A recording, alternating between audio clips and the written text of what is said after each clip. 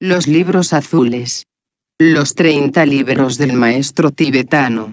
Libro 1. Autobiografía inconclusa. Capítulo 6.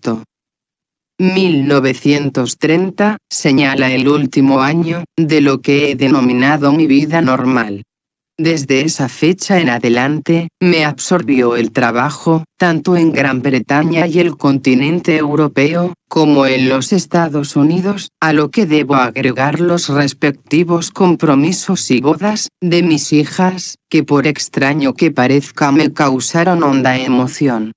El ritmo casi normal de mi vida, entre 1924 y 1930, se quebró definitivamente en 1931.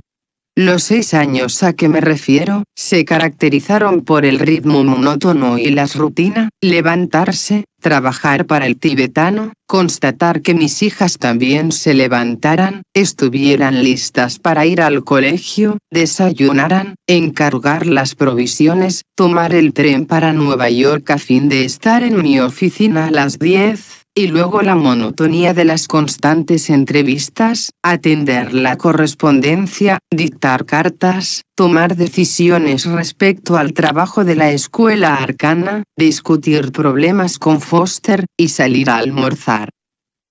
Con frecuencia, en las últimas horas de la tarde, tenía que dar clase, y al echar una mirada retrospectiva a esa época, en que enseñaba los fundamentos de la doctrina secreta, la considero la más provechosa y satisfactoria de mi vida. En muchos aspectos, el libro de Elena Petrovna Blavatsky, La doctrina secreta, resulta anticuado, y su forma de encarar el conocimiento de la sabiduría eterna, tiene poco o ningún atractivo para la generación moderna. Pero quienes realmente lo hemos estudiado y logramos extraer alguna comprensión de su significado interno, poseemos un concepto fundamental de la verdad, no impartido por ningún otro libro. Elena Petrovna Blavatsky dijo que la nueva interpretación de la sabiduría eterna sería un acercamiento psicológico. Tratado sobre fuego cósmico, libro que se publicó en 1925, es la clave psicológica de la doctrina secreta. No me hubiera sido posible escribir mis libros sin realizar previamente un estudio concienzudo de la doctrina secreta. Echando una mirada retrospectiva a mi primera juventud y a la de mis hijas, me doy cuenta ahora que la adolescencia es un período difícil. Yo pasé por una situación peor que la de mis hijas, porque nadie se ocupó de aclararme nada. Ellas pasaron por un período de dificultades, pero solo Dios sabe que fue peor lo mío. Tuve que dejar que las acecharan, y esperar que no fueran engañadas, y algunas veces lo fueron. Me hicieron sufrir, pues me consideraban una madre anticuada. Tenía que soportar su opinión sobre mis puntos de vista, que consideraban caducos, y que debía recordar mis días de rebeldía. Había visto y sabía tanto de los males del mundo, que sufría horriblemente por ellas, todo lo cual resultó infundado. Tuve que someterme a su creencia juvenil, de que yo nada sabía respecto al sexo, que ignoraba cómo se manejaba a los hombres, que nadie se había enamorado de mí, excepto los 2 hombres con quienes me había casado. Mi experiencia era, por supuesto, la de toda madre, que da hijos al mundo, especialmente hijas. Los varones se liberan antes, y guardan silencio, y la generalidad de las madres, nada saben de sus andanzas. Por eso, los 7 u 8 años siguientes fueron muy difíciles para mí, y aún hoy, no tengo la seguridad de haber procedido inteligentemente. De todos modos, no he causado aparentemente mayores daños, y por eso estoy tranquila. En el otoño de 1930, pudo constatarse que la obra de la escuela arcana se acrecentaba en Gran Bretaña y en Europa. Los libros publicados se difundían por todo el mundo, y a través de ellos establecimos contacto con gente de todos los países. Muchas de esas personas ingresaban en la escuela arcana, y la mayoría hablaba inglés. En esa época, no teníamos material en idiomas extranjeros, ni secretarios que conocieran otros idiomas. Lo que hacíamos y lo que ello representaba, se difundía por el mundo principalmente, a través de los libros y de las personas que escribían, a fin de dar a conocer algo, sobre la meditación, o en conexión con algún problema. Los miembros de la Sociedad Teosófica, descontentos por la estrechez de puntos de vista, también se pusieron en contacto con nosotros, y muchos de ellos ingresaron en la escuela arcana. Cuando solicitaban su ingreso, les decía que nada teníamos que objetar personalmente para su afiliación a la escuela, pero lo hacían definidamente quienes dirigían la sección esotérica de esa sociedad. Bien o mal, siempre les señalaba que sus almas les pertenecían, y que no debían aceptar dictámenes de nadie, ni de mi parte, ni de la de los dirigentes de la sección esotérica.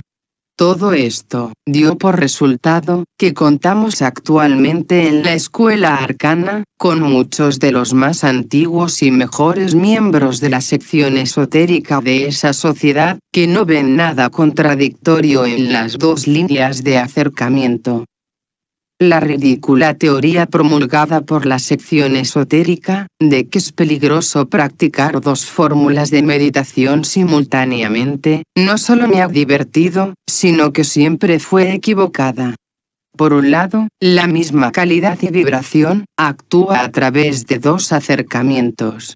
Por el otro, la práctica de la meditación que asigna la sección esotérica, es tan elemental, que produce poco o ningún efecto sobre los centros. Sin embargo, es extraordinariamente buena para los que se hallan en el sendero de probación. La escuela arcana iba creciendo constantemente, aunque todavía era relativamente pequeña. Cambiamos de local, debido a las dificultades para alquilar en la ciudad de Nueva York, hasta que en abril de 1928, nos mudamos a la sede actual, 11 West, 42 Ave Street, 11 Oeste, calle 42. Fuimos de los primeros que habitamos este nuevo edificio, ocupando el último piso, el 32, y aunque actualmente ocupamos también el piso 31, nos resulta muy reducido, y tendremos que buscar comodidades más amplias. Habíamos mantenido correspondencia durante cierto tiempo con una señora que se hallaba en Suiza, poseedora de una gran cultura, interesada en nuestras enseñanzas, la cual deseaba hacer algo para llevar al mundo la sabiduría eterna.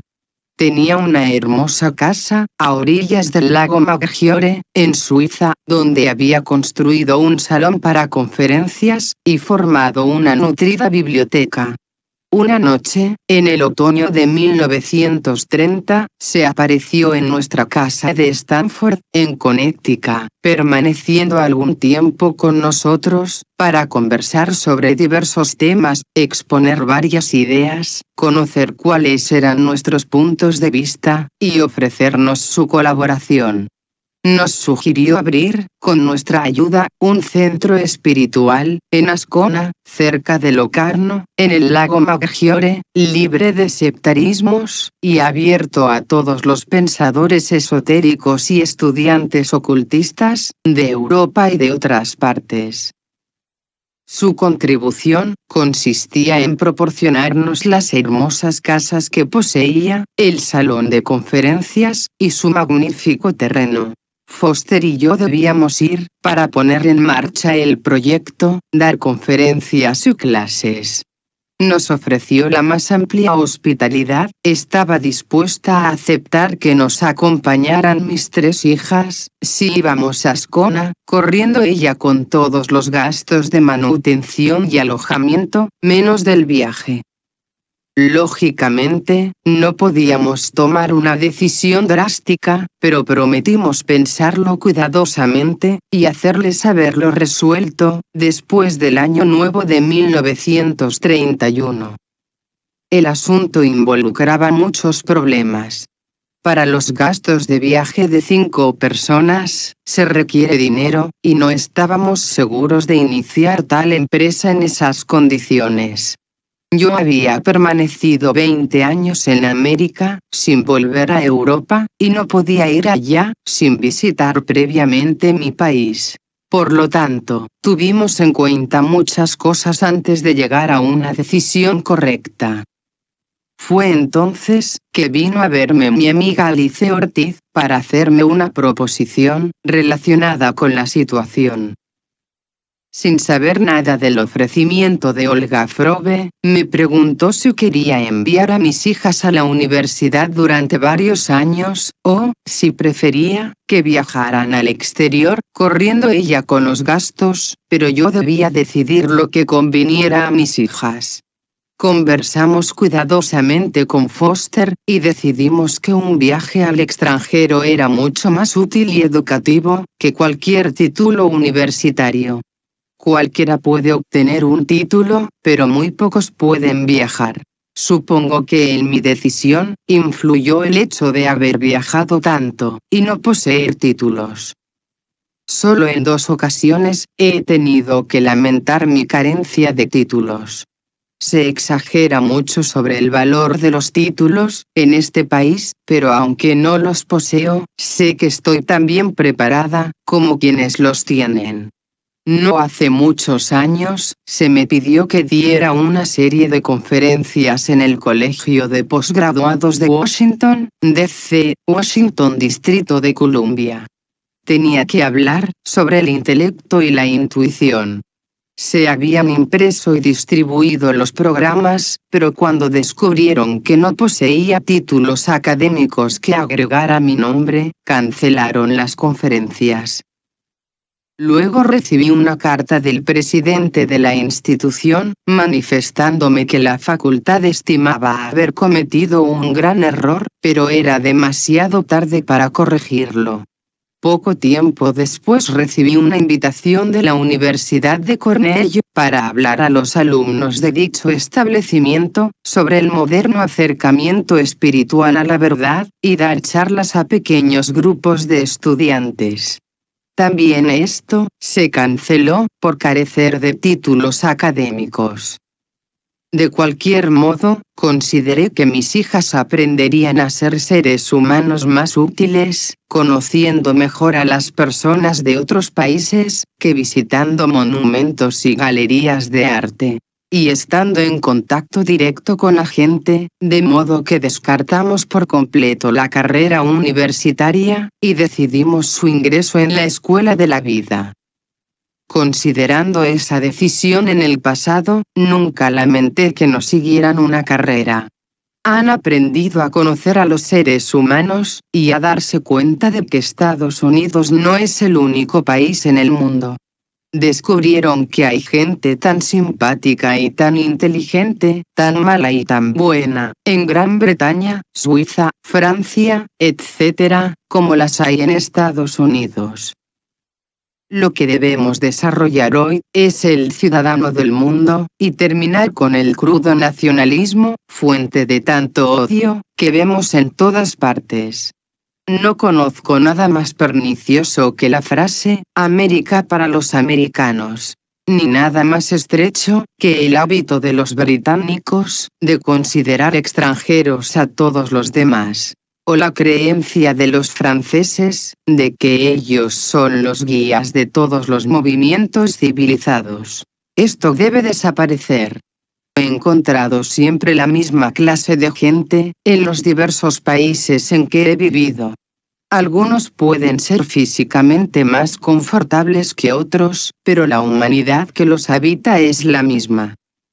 Supongo haber observado esto más que nadie, porque he deambulado ciudad tras ciudad, en Estados Unidos, Gran Bretaña y Europa, oyendo a distintas personas su opinión respecto a los demás, la manera como se ridiculizan, mofan, y desprecian, mutuamente, y es el sentido de la unicidad de la humanidad, que quise que mis hijas captaran. Creo que tienen un punto de vista más amplio que las personas que van conociendo, y esto es debido a que han viajado mucho. En mi caso, también, no solo he viajado horizontalmente por diversos países, sino verticalmente de arriba abajo en la escala social. Aprender a estimar a la gente, es una gran cultura, y yo quise a la gente desde que nací. Uno de los mejores hombres que he conocido en mi vida, y a quien consideré un amigo, era hijo de un emperador. La primera y más querida amiga que tuve, hace 35 años cuando llegué a los Estados Unidos, fue una mujer de color, y en mi conciencia tienen igual importancia, y los recuerdo con el mismo afecto. Descubrí que mis hijas podían defenderse en cualquier sector o situación, aunque no tenían más instrucción que la recibida en las escuelas públicas de Norteamérica. Teniendo capacidad, un hogar donde se valoran las cosas interesantes, y se hacen resaltar los valores humanos, considero que no hay mejor entrenamiento para la juventud que la educación dada en las escuelas públicas de Estados Unidos. En la primavera de 1931, empezamos a hacer nuestros planes para aceptar la invitación de Olga Frobbe, y visitar, por un par de meses, su casa situada en los lagos italianos. Pueden imaginarse la emoción de los planes, la compra de equipaje, el arreglo de ropas, y las conjeturas de mis hijas acerca de todo. Nunca en su vida habían salido de los Estados Unidos, excepto la mayor, Dorothy, que había estado en Hawái. Alice Ortiz proveyó todo, con su generosidad habitual, procurando que tuviésemos la ropa apropiada, además de pagar totalmente los gastos de viaje. Elegimos para la travesía, uno de los barcos más chicos, que iban directamente de Nueva York a Amberes, Bélgica, y debo reconocer que la vida de a bordo, con 3 hijas que estaban llenas de vida y energías, resultaba un tanto agotadora. Seguirlas no era broma. Ir en su búsqueda todas las noches para que fueran a dormir, tampoco era gracioso. No es divertido para una niña que está bailando alegremente con un oficial, ver a su progenitora de pie, en un segundo plano, indicando con su presencia que es hora de ir a la cama. Las chicas eran buenas en demasía, pero también excesivamente emocionales. Conocían a bordo a todo el mundo, quiénes eran, de dónde venían, y cómo se llamaban, y se habían hecho muy populares.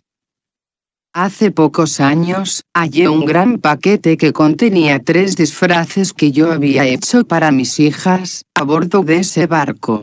No era una idea original en modo alguno, porque representaban la bandera norteamericana. Faldas azul oscuro, con rayas blancas, y una blusa blanca, adornada con estrellas rojas de 5 puntas. No cosí las 48 estrellas en cada blusa, por ser mucho el trabajo, pero el efecto general, era muy patriótico y alegre. Jamás olvidaré el día en que remontamos el río Chelt, y anclamos en Amberes. Mis hijas, nunca habían visto una ciudad extranjera. Todo les parecía nuevo y extraño, desde el coche de plaza en el que fuimos al hotel, hasta los acolchados de pluma de las camas. Paramos en el Hotel des Flandes, y nos divertimos mucho los pocos días que permanecimos en Amberes. Los manteles a cuadros del Fancy Ordinaire, la cocina extranjera, y el café con leche, todo era emocionante para ellas, y pleno de remembranzas para mí. Una amiga nos acompañó para estar con nosotros en Ascona, pero se separó después de pasar unos días en Amberes, porque quería recorrer el Rin con su hija. Poseía una idea distinta de la que teníamos Foster y yo, acerca de cómo disfrutar de la permanencia en un país extranjero. Solía aparecerse por la mañana con la hija, de un brazo, y una gran cartera bajo el otro, preguntándome, Alice, ¿qué vas a ver esta mañana? En la guía turística figuran una estatua marcada con 3 estrellas, los cuadros de Rubens, y otras cosas más que hay en la catedral. ¿Qué vas a hacer primero? Con gran sorpresa de su parte, le respondía que, nada de eso, porque no nos interesaban las estatuas de militares fallecidos, ni visitar las iglesias. Le explicaba que mi principal idea era que las niñas se empaparan del medio ambiente del país que visitaban, y observaran a algunos de sus habitantes, cómo vivían, y qué hacían, en distintas horas del día. Por eso saldríamos a caminar sin rumbo fijo, tomaríamos café bajo el toldo de una pequeña cafetería, para poder observar, escuchar y hablar con la gente. Esto hacíamos, mientras ella iba donde quería. Nunca llevé a mis hijas a las galerías de arte, o a ver estatuas, iglesias, haciendo las cosas trilladas que hace el turista común. Deambulábamos por las calles, mirábamos los jardines, íbamos a pasear por los suburbios. Al cabo de unos días, mis hijas habían adquirido un enorme conocimiento acerca de la ciudad y sus alrededores, de sus habitantes y su historia. Jamás adquiríamos objetos que sirvieran de recuerdo, pero tomábamos fotografías, comprábamos postales, y descubrimos que la gente de otros países es igual a nosotros. Desde Amberes, fuimos a Locarno, en Suiza, último punto al que pudimos llegar por tren, y allí nos esperaba Olga, para llevarnos a su hermosa villa, donde permanecimos por varias semanas. El viaje por tren resultó maravilloso para mis hijas, pero para mí, fue una jornada agotadora. Viajamos en el tren azul, que atraviesa el Simplón, y pasa por el Valle de Cinto. Resulta imposible tratar de describir la belleza de los lagos italianos. Según mi parecer, el lago Maggiore, en cuyas orillas se halla la villa de Olga, es uno de los más hermosos y extensos de Italia. Parte de este lago está en territorio suizo, en el cantón de Ticino, pero en su mayoría corresponde a Italia. Las aguas son intensamente azules, y las pequeñas villas esparcidas en las laderas de las colinas, que se internan en el agua, son muy pintorescas. No he conocido nada más hermoso en el mundo, que el panorama que se percibe desde Ronco, hacia el lago. Es inútil que trate de describirlo, pues me faltan palabras para ello, pero ninguno de nosotros jamás olvidará la belleza del lugar. Es lo que imaginamos, en momentos de fatiga y desilusión. Sin embargo, detrás de toda esa belleza, existía corrupción, y un antiquísimo mal. Este distrito, fue en una época, el centro donde se celebraba la Misa Negra, en Europa Central, y la evidencia de ello, perdura en los caminos de la campiña. Las pequeñas aldeas de los alrededores, fueron abandonadas por sus habitantes, debido, principalmente, a condiciones económicas, y luego compradas por grupos de alemanes y franceses cuyos objetivos e ideas, distaban mucho de ser correctos y limpios. Los niños que precedieron a la guerra, especialmente en Alemania, fueron notablemente inmorales. Se practicaba toda suerte de vicios y maldades, y un buen número de quienes llevaban ese tipo indeseable de vida, concurría durante el verano a los lagos italianos. Algún día, ese lugar será purificado, y podrá llevarse a cabo el verdadero trabajo espiritual.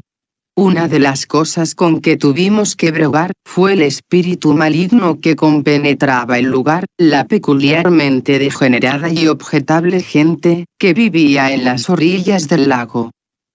Tan pronto me di cuenta, del lugar en que nos encontrábamos, donde a pesar de toda su belleza, acechaba el mal, se lo expliqué a mis hijas. Tomé la decisión, de que no deberían ser tan inocentes como para enfrentar el peligro, y cuando íbamos por los caminos, les señalaba a esas personas de tipo indeseable. mis explicaciones no las disfracé con bonitas palabras.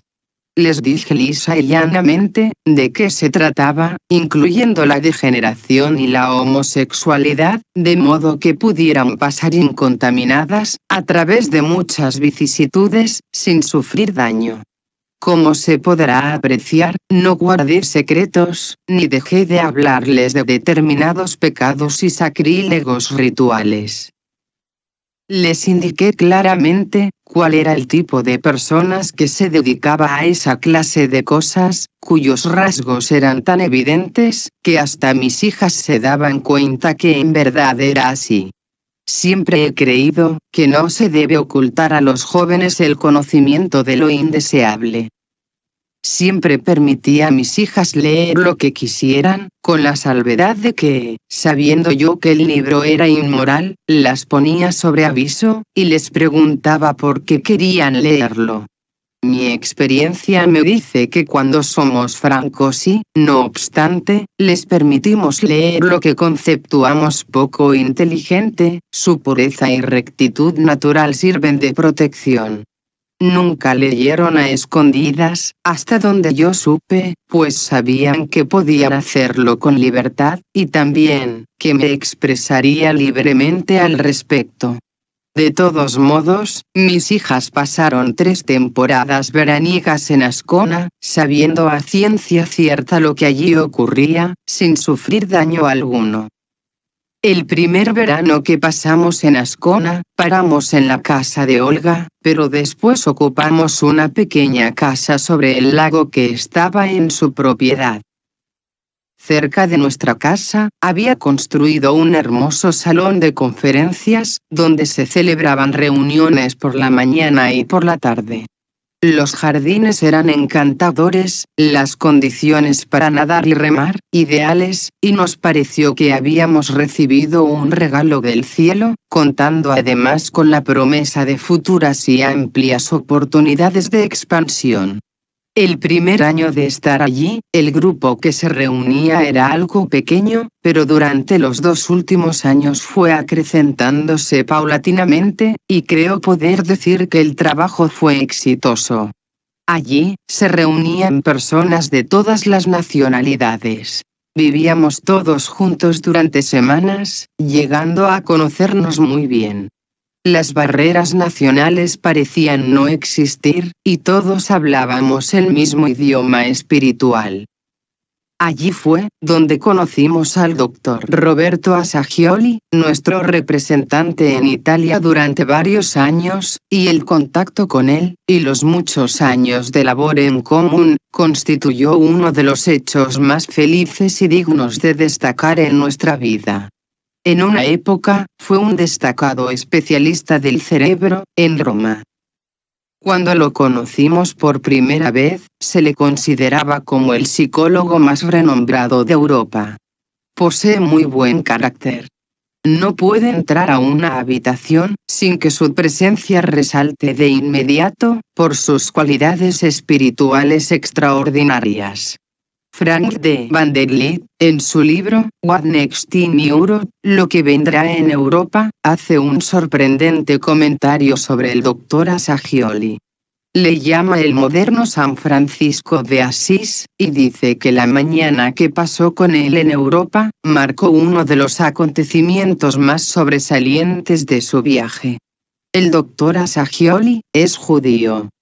En la época en que lo conocimos en Ascona y cuando más adelante le visitamos en Italia, los judíos eran bien tratados en ese país.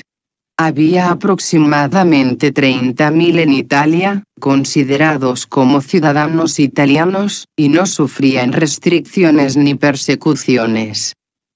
Las charlas del Dr. Assagioli constituían sucesos de gran trascendencia en las conferencias de Ascona. Daba sus conferencias en francés, italiano e inglés, y la fuerza espiritual que de él emanaba fue un estímulo para que un gran número de personas renovara su consagración a la vida. Durante los 2 primeros años, él y yo llevábamos el peso de las conferencias, aun cuando había otros creadores interesantes y capacitados. El último año que estuvimos allí, concurrieron muchos profesores alemanes, alterándose el tono y la calidad del lugar.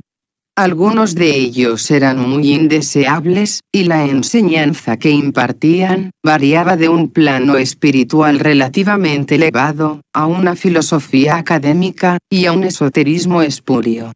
El último año que estuvimos allí, fue en 1933. El segundo año que fuimos a Ascona, resultó uno de los más beneficiosos. El gran duque Alejandro se reunió con nosotros, dando charlas muy interesantes. Algo muy importante para mí, fue la llegada de Violet Tweedale a Ascona. Lo consideré un día de fiesta. Aún la veo bajar por la colina con su esposo, dominando de inmediato a todo el grupo, la fuerza de su personalidad espiritual. Era hermosa, graciosa y majestuosa. Pronto Foster y yo entablamos una verdadera amistad con ella y su esposo. Más adelante, nos alojábamos, con frecuencia, en su hermosa residencia de Torquay, en South Devon. Cada vez que me encontraba cansada o preocupada, iba a verla, y conversábamos. Era una escritora prolífica. Escribió muchas novelas que se hicieron populares. Sus libros sobre psiquismo, basados en sus experiencias personales, son sensatos e intrigantes, y el último, titulado El Cristo Cósmico, tuvo amplia y útil difusión. Constituía una de las pocas psíquicas en el mundo, en quien se podía creer totalmente. Inteligente en grado sumo, poseía un agudo sentido del humor, y un espíritu investigador bien desarrollado. Siendo una gran estudiosa de los libros del tibetano, yo le proporcionaba todos sus escritos, en cuanto los recibía. Tenía amistades en todos los estratos sociales, y cuando murió, no hace mucho tiempo, cientos de personas, además de mi esposo y yo, evidenciamos un sentimiento de haber sufrido una pérdida irreparable. Su esposo me obsequió el broche que ella usaba constantemente, y lo llevo siempre conmigo, recordándola con profundo amor y afecto. Todos los años, después de nuestro viaje al extranjero, regresábamos a los Estados Unidos por unos meses, dejando generalmente a las niñas en Inglaterra. Si era necesario, alquilábamos una casa, que un amigo, estudiante de la escuela, puso a nuestra disposición durante 2 años, en Ospringe Place, Kent. Por esa fecha, mis 3 hijas se casaron. Como ya he dicho, Dorothy se casó con el capitán Morton, 6 meses mayor, y muy apropiado para ella. Forman uno de esos matrimonios realmente felices, que da gusto ver. Creo que ambos son muy afortunados. Terence es para Dorothy, 1 en 1.000.000, parco, inteligente, amable, y firme, cuando debe serlo. Y Dorothy, ingeniosa, chispeante, profunda pensadora, y buena psicóloga, de temperamento vivaz, alma de artista, enamorada de su esposo. Ellison se casó algún tiempo después, con un oficial, compañero de Terence, llamado Arthur Leahy. Tanto Arthur como Terence son, al escribir esto, coroneles que prestan servicio activo en el exterior. Mi segunda hija, Mildred, volvió con nosotros por 1 año, a los Estados Unidos, y se casó con Meredith Puck. Su matrimonio fue muy desgraciado, aunque nada indicaba que lo sería. Surgieron circunstancias tan drásticas, que en 4 meses, Mildred se comprometió, se casó, y se divorció, con un hijo en camino. El niño, fue la recompensa por lo que sufrió. No es necesario dar detalles sobre esto. Mildred se comportó en todo momento, en esa dificultosa situación, con serenidad, aplomo e inteligencia. Cuando vino a verme, en Inglaterra, me maravilló su falta de rencor o espíritu de venganza y represalias, pero también me asombró, de que con una apariencia tan enfermiza, pudiera continuar viviendo. En esos años en que mi esposo y yo pasábamos 5 meses en Gran Bretaña y Europa, y 7 en los Estados Unidos, el trabajo de la escuela se acrecentaba constantemente. La labor realizada en Ascona, durante 3 años, había atraído a la escuela un gran número de personas de distintas nacionalidades, y estas, que habían ingresado por la lectura de los libros publicados, conjuntamente con otras, formaron núcleos en muchos países de Europa, con los cuales pudimos dirigir el futuro trabajo.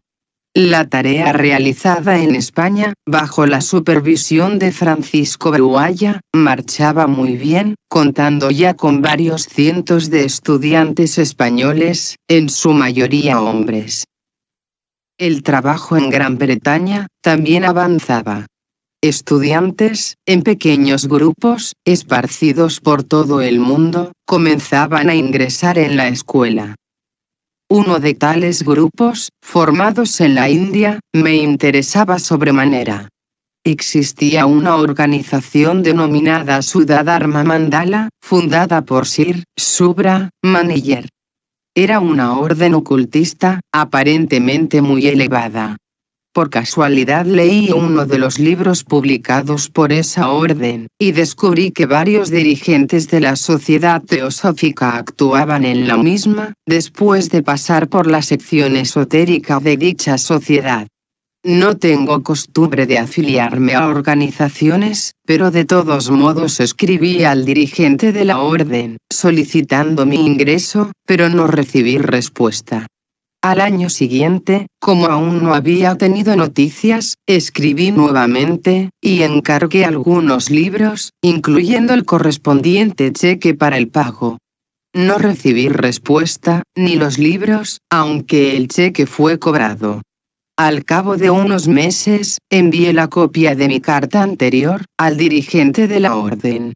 Tampoco obtuve contestación. Abandoné el intento, y pensé que se trataría de una de esas falsas organizaciones, preparadas para engañar a los incautos occidentales. 3 años más tarde, fui a Washington, D.C., Washington, Distrito de Columbia, para dar una serie de conferencias, en el Hotel New Willard. Al terminar una de ellas, se me aproximó un hombre, llevando una pequeña valija en la mano, y me dijo: he recibido orden del Sudha-Dharma Mandala, de entregarle estos libros. Me entregó los que yo había pedido, y con eso se restableció mi fe en la rectitud de esa organización. Durante un tiempo no tuve más noticias. Luego recibí una carta de uno de los miembros del grupo, donde me decía que Sir Subra Maniyer había fallecido, que mi libro tratado sobre fuego cósmico había sido su constante compañero, y que en su lecho de muerte había pedido a los 7 miembros más antiguos de la orden que ingresaran en la escuela arcana y recibieran mi enseñanza. Así lo hicieron, y durante años, este interesantísimo grupo de antiguos estudiantes hindúes trabajó con nosotros. Por su edad avanzada, fueron muriendo uno tras otro, y ya no tengo contacto con ninguno.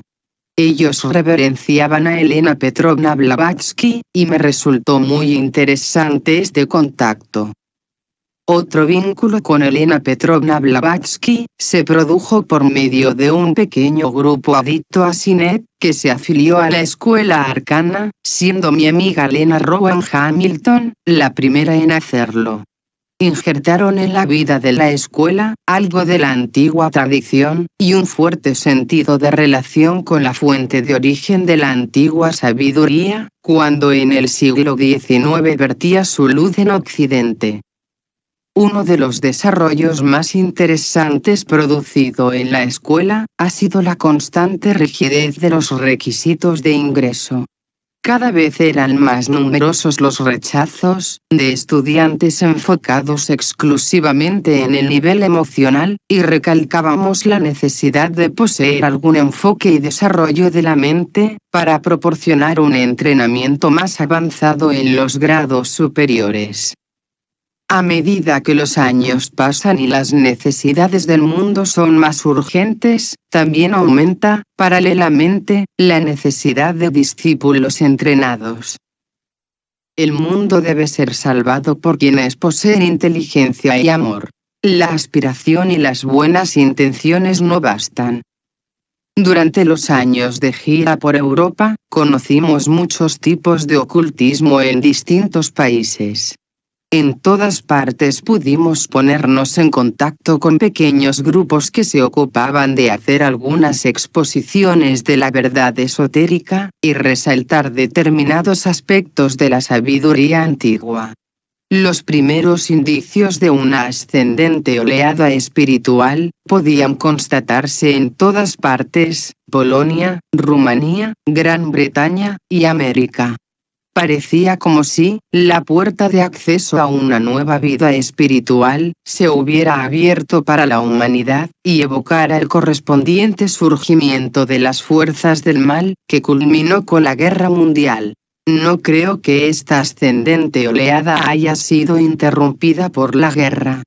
Confío que nos llevará a la intensificación de esa urgencia espiritual, y que aquellos de nosotros que trabajamos en la viña del Maestro, estaremos muy ocupados, en los años futuros, organizando, animando e instruyendo a los que están espiritualmente despiertos.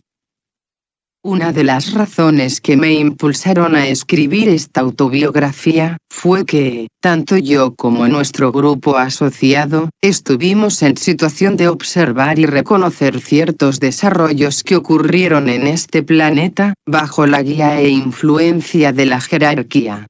Se nos ha utilizado para iniciar el trabajo que está destinado a inaugurar la nueva era y la futura civilización, especialmente desde el ángulo espiritual. Echando una mirada retrospectiva a los años transcurridos, resulta evidente lo que la jerarquía definidamente ha realizado por nuestro intermedio. Al expresar esto, no lo hago para vanagloriarme ni por propia satisfacción. Constituimos solamente uno de los numerosos grupos con quienes trabajan los maestros de la sabiduría, y todo grupo que lo olvide, está propenso a convertirse en un satisfecho aislacionista. Por tanto, corre el peligro inminente de sucumbir. Se nos ha permitido hacer ciertas cosas. Otros discípulos y grupos han tenido la responsabilidad de iniciar nuevos proyectos, bajo la guía de sus propios maestros. Si todos estos proyectos se llevan a cabo, por inspiración jerárquica y con espíritu de verdadera humildad y comprensión, contribuye a los factores de una gran empresa espiritual, que inició la jerarquía en 1925. A una de esas dramáticas expresiones del propósito jerárquico, quiero referirme ahora. En 1932, cuando nos hallamos en Ascona, recibí una comunicación del tibetano, que apareció ese otoño, en forma de folleto, bajo el título de El nuevo grupo de servidores del mundo. Tuvo un significado épico, aunque muy pocas personas comprenden todavía su verdadero sentido. La jerarquía espiritual de nuestro planeta consideró que un grupo estaba en proceso de formación, el cual contenía el núcleo de la futura civilización mundial, caracterizándose por las cualidades que distinguirían esa civilización durante los próximos 2500 años. Esas cualidades son, primordialmente, un espíritu de inclusividad, un potente deseo altruista de servir a nuestros semejantes, más un definido sentido de orientación espiritual, emanado del aspecto interno de la vida. Este nuevo grupo de servidores del mundo incluye dos sectores bien definidos. Una parte del grupo mantiene una íntima relación con la jerarquía espiritual. Está compuesto de aspirantes que se preparan para el discipulado, guiados por algunos discípulos de los maestros. Estos, a su vez, están dirigidos y guiados por unos pocos discípulos mundiales, y trabajan en tan amplia escala que su labor es decididamente de alcance internacional. Dicho grupo actúa como intermediario definido entre la jerarquía espiritual del planeta y la humanidad. Por su intermedio, los maestros de sabiduría, dirigidos por Cristo, elaboran planes gigantescos para la salvación del mundo. La tentativa de llevar adelante a la humanidad por nuevos y más definidos caminos, y en mayor escala que nunca, ha sido posible por el advenimiento de la era acuariana, que tiene una importancia astronómica y astrológica. Existe actualmente un fuerte prejuicio en el mundo contra la astrología, lo cual es comprensible, constituyendo también una definida protección para los crédulos y los tontos. Las predicciones astrológicas, según mi punto de vista, son una amenaza y un obstáculo. Si una persona es muy evolucionada, regirá a sus propios astros, realizará lo que no está predicho, y su horóscopo, por lo tanto, será inexacto, y carecerá de sentido. Si una persona es subdesarrollada, existe entonces la probabilidad de que sus astros le condicionen totalmente, siendo su horóscopo exacto, desde el ángulo de la predicción. Cuando esto sucede, y la persona acepta el dictamen de su horóscopo, su libre albedrío es infringido, y actuará exclusivamente dentro de los límites impuestos por el horóscopo, y como resultado, no hará ningún esfuerzo personal para liberarse de los posibles factores determinantes. Con frecuencia, me sonrío cuando la gente se jacta y dice que su horóscopo es exacto, y que todo ha sucedido de acuerdo al mismo. En realidad, lo que dicen significa, soy una persona mediocre, sin libre albedrío, condicionada por los astros y, por lo tanto, no tengo la menor intención de progresar en esta vida. Los buenos astrólogos evitan confeccionar este tipo de horóscopos. Los mejores en este campo se preocupan fundamentalmente de delinear el carácter, lo cual resulta sumamente útil. Luego tratan de descubrir de qué manera puede confeccionarse el horóscopo del alma, para conocer el propósito de la vida del individuo en encarnación, y por lo tanto, establecerse una clara distinción entre las tendencias establecidas de la personalidad, a través de muchas encarnaciones, el propósito emergente, y la voluntad del alma. Sin embargo, al considerar lo que astrológicamente implican los hechos astronómicos, el asunto es muy distinto. La gente ha oído decir que estamos en tránsito hacia el signo de Acuario, lo cual significa que de acuerdo al zodíaco, el recorrido imaginario del Sol, en los cielos, el Sol parece desplazarse a través de la constelación de Acuario. En la actualidad, es una realidad astronómica, y nada tiene que ver con la astrología. Sin embargo, la influencia que ejerce el signo por el cual atraviesa el Sol, en un período mundial determinado, es irrefutable, y puede ser probada, aquí y ahora. Antes de la dispensación judía, cuando Moisés sacó de Egipto al pueblo de Israel, el Sol estaba en Tauro. Atravesaba el signo del Toro. Entonces, aparecieron en la tierra los misterios mitraicos, que tuvieron como centro el sacrificio del toro sagrado. El pecado de los hijos de Israel en el desierto, que provocó la ira de Moisés, cuando al descender de la montaña del Señor les encontró adorando al becerro de oro, consistió en que habían retrocedido a una pasada y caduca religión, la cual debió ser trascendida. La dispensación judía estaba regida por el signo de Aries, el carnero, a través del cual el sol atravesaría durante los 2000 años siguientes. Tenemos después la aparición de la víctima propiciatoria en la historia de los judíos, y también, en la Biblia, la narración del carnero atrapado en las zarzas, todo lo cual se debió a la influencia del tránsito del sol por los signos del toro y del carnero. Un aspecto, independientemente de los descubrimientos de la astrología académica, que hoy muy pocos pueden llegar a vislumbrar, produjo estas reacciones naturales. Alguna influencia, emanada de los signos del toro y del carnero, produjo la simbología que condicionó la vida religiosa de los pueblos de esa era. Esto se evidenció aún más, cuando se produjo el tránsito del Sol en la siguiente constelación, el signo de Piscis, los peces. Luego, apareció Cristo y la simbología del pez, cuya característica se destaca en el Evangelio. Los discípulos de Cristo eran en su mayor parte pescadores. Realizó el milagro de los peces, y ordenó a sus apóstoles que, después de su muerte, bajo la égida, o protección y amparo, de San Pedro, se convirtieran en pescadores de hombres. De allí, que la mitra que usa el Papa, simboliza la cabeza de un pez. Actualmente, según la astronomía, transitamos por el signo de Acuario, el portador de agua, o de la universalidad, porque el agua es un símbolo universal.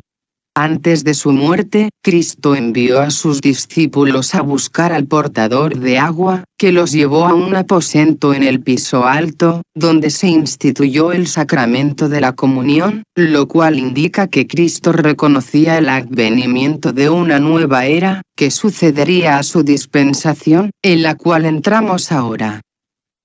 El famoso cuadro de Leonardo da Vinci, La Última Cena, es un gran símbolo de la era acuariana, porque todos nos reuniremos, dirigidos amorosamente por Cristo, cuando se establezca la fraternidad, y los hombres se agrupen enlazados por la relación divina. Las antiguas barreras entre un hombre y otro, y una nación y otra, se irán derribando lentamente, durante los próximos 2000 años. A fin de inaugurar e instituir esta tarea, la jerarquía anunció la aparición en la tierra, del nuevo grupo de servidores del mundo, dirigido y guiado por discípulos y aspirantes espirituales no separatistas, que consideran a todos los hombres iguales, sin distinción de color o credo, y están dedicados a trabajar incesantemente, para promover la comprensión internacional, la participación económica, y la unidad religiosa. El segundo sector del nuevo grupo de servidores del mundo, está formado por hombres y mujeres de buena voluntad. Hablando textualmente, no son aspirantes espirituales, ni particularmente se interesan en el plan, y poseen poco o ningún conocimiento sobre la jerarquía planetaria. No obstante, desean fervientemente ver establecidas las rectas relaciones entre los hombres, y aspiran a que prevalezca en la tierra la justicia y la bondad. Bajo la dirección de los discípulos mundiales y sus colaboradores, tales personas pueden ser entrenadas en forma práctica y efectiva, y expresar la buena voluntad. De esta manera, pueden realizar un trabajo básico y fundamental, preparando al mundo, para que exprese más plenamente el propósito espiritual y, además, familiarizar al género humano, sobre la necesidad de manifestar rectas relaciones humanas, en toda comunidad, nación, y, con el tiempo, internacionalmente. El actual desorden provocado por la guerra mundial, ha preparado eficazmente la escena. El mal que producen las incorrectas relaciones humanas, la agresión perversa, y la discriminación racial, son tan evidentes, que solo un tonto o ignorante, no verá la necesidad de la activa buena voluntad. Infinidad de personas bien intencionadas aceptan teóricamente la realidad de que Dios es amor, y gozosamente esperan que Él haga evidente ese amor en la humanidad. De esta manera, el nuevo grupo de servidores del mundo fue introducido en la conciencia de la humanidad moderna. El folleto que bosquejaba este ideal, escrito por el tibetano, se distribuyó profusamente, seguido por otros, sobre el mismo tema, los cuales ampliaban el tópico básico, del propósito espiritual, y de la buena voluntad. El tibetano trazó en ellos un procedimiento definido a seguir. Estipuló que se debían preparar listas, con los nombres de hombres y mujeres de buena voluntad, residentes en los distintos países del mundo. Sugirió la organización de lo que se denominó unidades de servicio en todos los países. Describió el tipo de enseñanza que debían recibir, e inmediatamente nos dedicamos a llevar a cabo esas sugerencias y requerimientos. Desde 1933 a 1939, nos abocamos a la difusión de la doctrina de la buena voluntad, a la organización de las unidades de servicio, en 19 países, y a buscar hombres y mujeres que respondieran a la visión del tibetano, dispuestos a hacer todo lo posible para promover rectas relaciones humanas, y propalar entre los hombres la idea de la buena voluntad. Foster y yo estuvimos siempre en desacuerdo con el énfasis puesto sobre la paz. Durante años, los grupos pacifistas del mundo se ocuparon de esparcir la idea de la paz, recopilando nombres de personas que endosaban la idea de paz, y quien no lo hace. Presentaban en todas partes la demanda de una paz obligatoria. Creemos que eso es como uncir el caballo detrás del carruaje. Los días transcurridos entre la Primera y Segunda Guerra Mundial fueron de violenta propaganda pacifista, y la idea de la paz adquirió proporciones. Se recopilaron millones de nombres que pedían la paz. Las potencias del eje recibieron con beneplácito la propaganda pacifista, porque representaba una condición somnífera, donde no se tomaría medida alguna para que las naciones se armaran contra posibles agresores.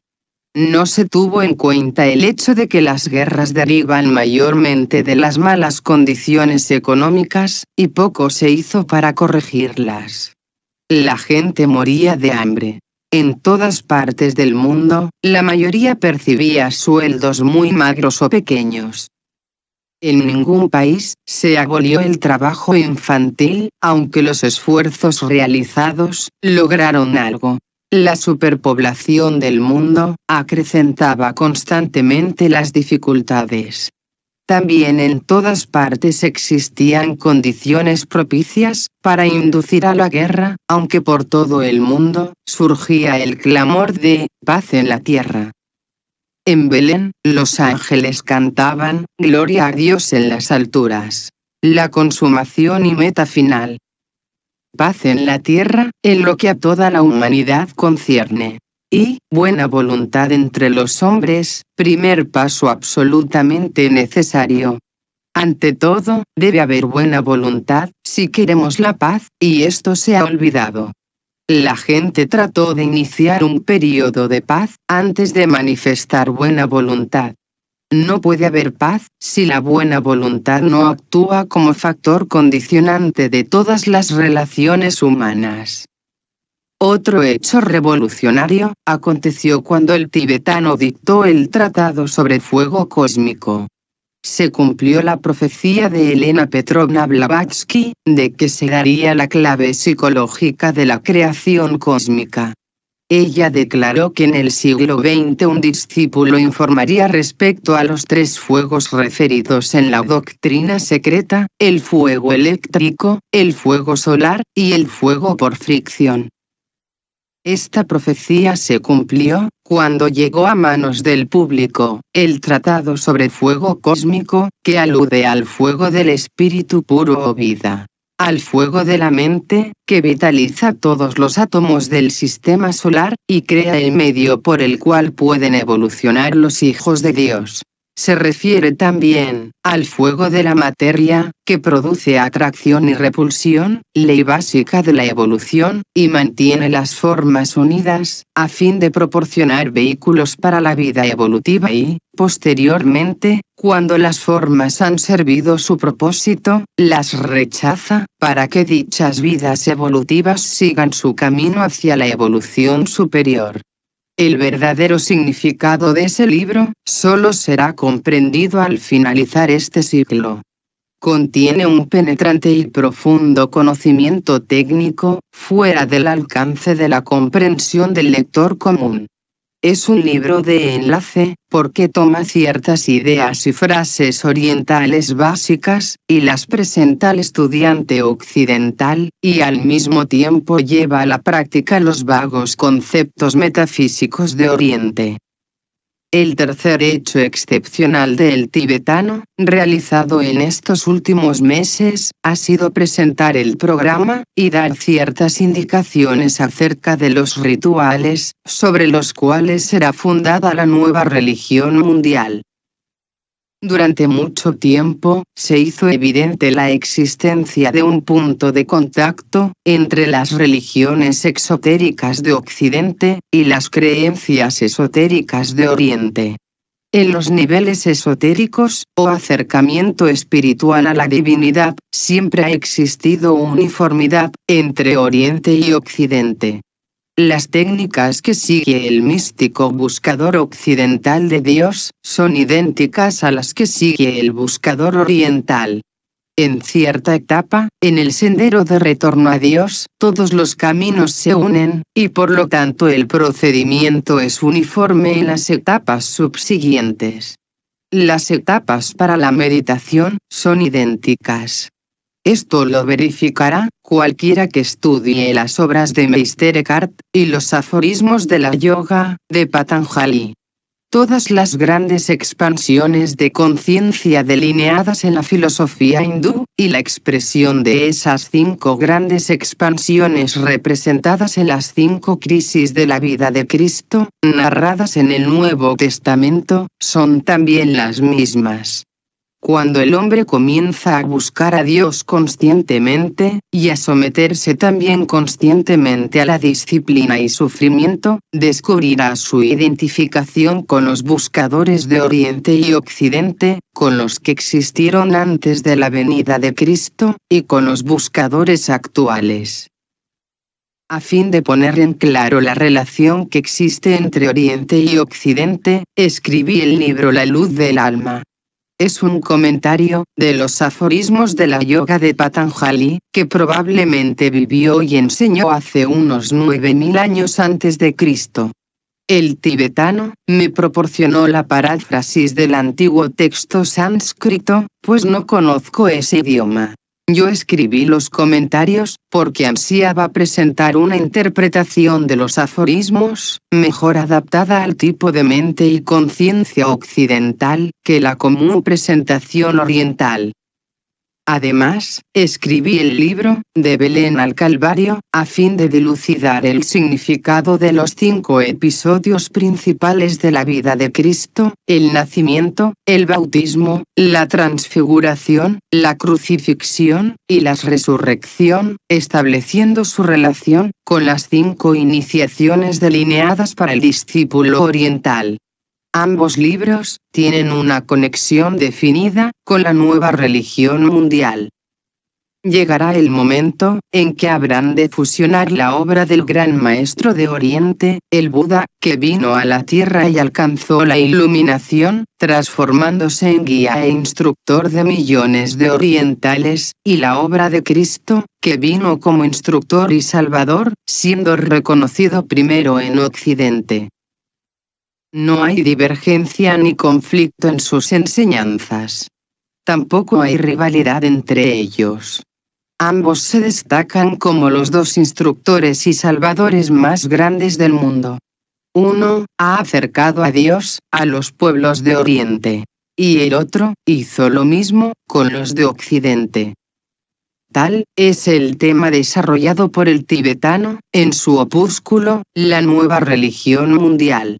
Señala que Buda preparó a los pueblos para el sendero del discipulado, mientras que Cristo los preparó para la iniciación. En el opúsculo mencionado, el tibetano describe un ritual celebrado en el gran día del Buda, el Festival Wesak, Festival de Vaisakha, de la luna llena de mayo. Y otro, en el domingo de Pascua, determinado por la luna llena de abril.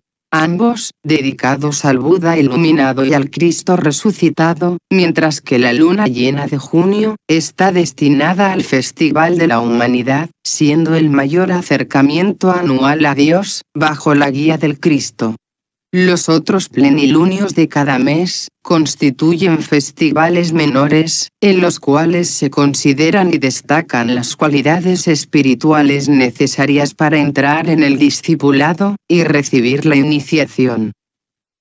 Otra actividad revolucionaria del tibetano fue llevar a la atención pública el hecho del paulatino acercamiento de la jerarquía a la humanidad, la restauración de los antiguos misterios y la posible exteriorización y manifestación, en el plano físico, de los maestros y sus grupos de discípulos, reunidos en lo que se denomina técnicamente ashramas. Por lo tanto, implícito en este intento, tenemos el significado del segundo advenimiento de Cristo. Vendrá, trayendo consigo a sus discípulos. Los maestros volverán a estar en la tierra, como lo estuvieron hace millones de años, en la infancia de la humanidad. Por un lapso, nos abandonaron, y desaparecieron detrás del velo que separa lo visible de lo invisible. Esto fue hecho con la finalidad de que el hombre tenga tiempo de desarrollar su libre albedrío, llegue a ser un adulto que emplea su mente, tome sus propias decisiones, y finalmente, se oriente hacia el reino de Dios, esforzándose conscientemente por hollar el sendero de retorno. Esto ha tenido lugar en tan amplia escala, que existe la posibilidad de que los maestros rompan con su silencio, y sean conocidos nuevamente por los hombres, en el siglo venidero. Con este fin, ha estado trabajando el tibetano, y muchos de nosotros hemos colaborado con él. El tibetano instituyó, además, las nuevas reglas para discípulos, que darán mayor libertad al discípulo individual, que las conocidas en el pasado. Hoy, no se exige obediencia. El discípulo es considerado un agente dotado de inteligencia, y se le deja en libertad para cumplir con los requisitos, como lo considere mejor. No se pide guardar secreto, ya que no se admite a ningún discípulo en un ashrama o lugar de iniciación, mientras subsista el menor peligro de no guardar silencio. Los discípulos se instruyen ahora telepáticamente, y ya no es necesario la presencia física de un maestro. Tampoco se hace hincapié sobre el desarrollo personal. Las necesidades de la humanidad se presentan como el mayor incentivo de desarrollo espiritual. A los discípulos se les enseña hoy a trabajar en grupo, manteniendo ante ellos la posibilidad de recibir iniciaciones grupales, lo cual constituye una idea y visión completamente nuevas. Ya no son obligatorias las disciplinas físicas. Se considera que el moderno discípulo, inteligente, que ama y sirve, no las necesita. Debe haber superado sus apetitos físicos, y estar libre de ellos, a fin de servir. Gran parte de esta enseñanza se ha dado en el libro, recientemente publicado, El discipulado en la nueva era, que contiene las instrucciones que el tibetano dio a un grupo de sus discípulos esparcidos por el mundo, algunos de los cuales he conocido. Esta es la primera vez en la historia de la jerarquía, según sabemos, que se publicaron y llegaron a manos del público las instrucciones detalladas e impartidas por el maestro a su grupo de discípulos. En los párrafos precedentes, he tratado de describir someramente algunas de las actividades iniciadas por el tibetano, en el intento de emitir, conjuntamente con otros miembros de la jerarquía, la nota clave de la nueva era, y sobre la cual, los cursos superiores de la escuela arcana ponen el mayor énfasis. Algunos estudiantes han estado con nosotros durante 20 años o más. Realizaron finalmente su trabajo, y están cosechando los resultados. Esperamos desarrollar más adelante ciertos grupos que emplearán algunas de las técnicas tratadas por el tibetano en Tratado sobre los 7 rayos, que probablemente será el más importante. Describe la nueva escuela de curación. Enseña la técnica para construir el sendero de luz entre el alma y el espíritu, del mismo modo que el hombre ha creado un sendero entre él y su alma. Recalca también la nueva astrología esotérica, que se refiere a los propósitos del alma y al sendero que el discípulo debe hollar. Da también las 14 reglas que deben seguir los iniciados. Este tratado de 5 volúmenes es, por lo tanto, un compendio completo de la vida espiritual, y presenta nuevas formulaciones de antiguas verdades que guiarán a la humanidad durante la era de Acuario. En 1934, empezamos a visitar otras partes de Europa. Durante los 5 años siguientes, fuimos, en diversas ocasiones, a Holanda, Bélgica, Francia, e Italia y, por regla general, mientras estábamos en Europa, íbamos a Ginebra, Lausana, o Zúrich, donde permanecíamos una corta temporada. Gentes de distintos puntos de Europa venían a vernos allí. Era algo revelador para nosotros, después de tantos años de trabajo, encontrarnos frente a un auditorio, en Róterdam, Milán, Ginebra, o Amberes, y hallar las mismas cualidades en las personas, exactamente como en Gran Bretaña y los Estados Unidos. Se les podía decir las mismas cosas, pues tenían la misma visión de la fraternidad y el discipulado. Sus reacciones eran las mismas. Comprendían y deseaban la misma liberación, y tenían las mismas experiencias espirituales. Me acostumbré a hablar mediante un intérprete. Cuando daba conferencias en Italia, el doctor Assagioli servía de intérprete, y cuando estaba en Holanda, el dirigente de nuestro trabajo, Gerard Hansen, llamado generalmente Jerry, por quienes lo tratan y aprecian, oficiaba de traductor. Solía observarlo, entre una multitud cosmopolita, y conversar con igual facilidad, en 6 idiomas distintos. Antes de la guerra, realizó un magnífico trabajo en Holanda. Prácticamente, todas las lecciones de la escuela se tradujeron al holandés, y estuvo al frente de un grande y ansioso grupo de estudiantes. Los trabajos realizados en Holanda y España constituyeron 2 puntos brillantes, y a pesar de los diferentes temperamentos de ambos países, su aspiración fue similar. Aquí termina el manuscrito.